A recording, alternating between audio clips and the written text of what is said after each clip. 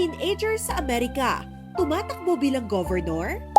Kinilala bilang kauna-unahang 14-year-old na kandidato sa pagiging governor sa Vermont, USA si Dean Roy.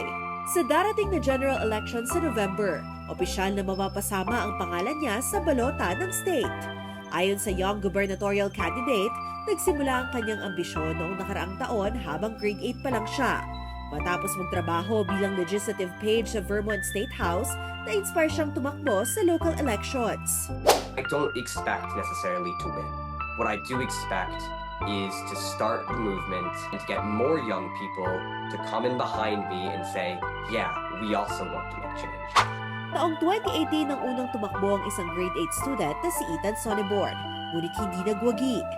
Makalipas ang 8 taon, na-secure ni Roy ang kanyang spot sa general election matapos magtatag ng sariling third party, ang Freedom and Unity Party. Nagawa nilang makatakbo dahil walang minimum age requirement para sa governor sa state constitution ng Vermont. Ang tanging requirement, at least 4 na taong residente ng state.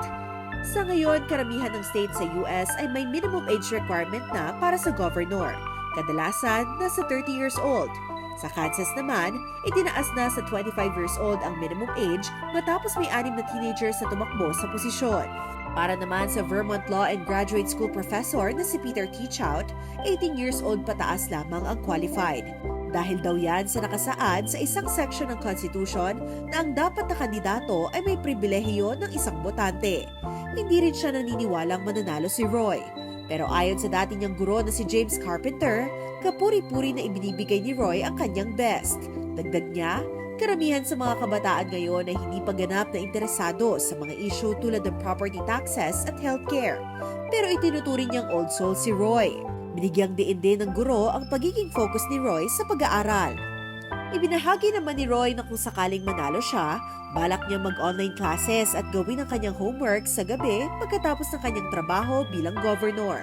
Sa Pilipinas naman, mayroong age requirement na at least 23 years old para makatakbo bilang governor. Pero sa palagay mo kapatid, dapat bang maging kandidato ang teenagers sa local elections?